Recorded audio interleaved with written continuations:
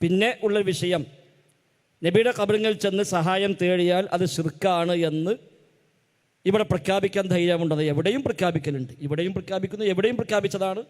താങ്കൾ തന്നെ സൂചിപ്പിച്ച പരപ്പരങ്ങാടി ആ പ്രോഗ്രാമിൽ വിശദമായി പറഞ്ഞതുമാണ്.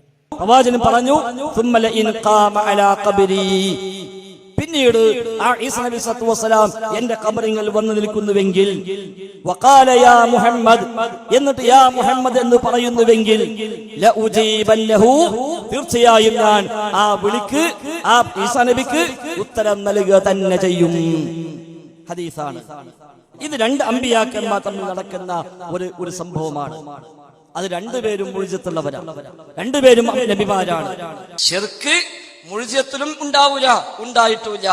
അത് ബേസ് ചെയ്തിട്ട് നമ്മവിടെ പോയി വിളിച്ച ഉത്തരം കിട്ടുമെന്ന് പറഞ്ഞാൽ അത് ശിർക്ക് തന്നെയാണ്.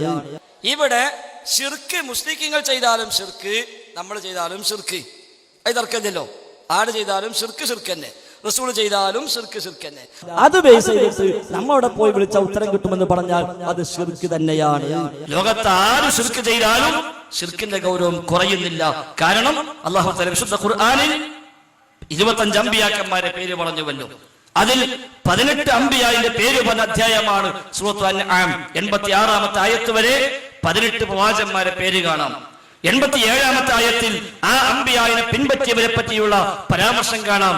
88-ാമത്തെ ആയത്തിൽ അല്ലാഹു തആല പറഞ്ഞത്, വലൗ അസ്റകൂ ലഹബിത അൻഹും മാ കാനൂ യഅമലൂൻ. അവരാര് ശിർക്ക് ചെയ്താലും ശരി, അവിടെ എല്ലാ അമലും പൊളിഞ്ഞ് ബാത്തിലായി പോകും. നബിയുടെ ഖബറിൽ ചെന്ന് സഹായം തേടിയാൽ അത് ശിർക്കാണ് എന്ന് ഇവിടെ പ്രഖ്യാപിക്കാൻ ധൈര്യമുണ്ടത്. എവിടെയും പ്രഖ്യാപിക്കലുണ്ട്, ഇവിടെയും പ്രഖ്യാപിക്കുന്നു, എവിടെയും പ്രഖ്യാപിച്ചതാണ്.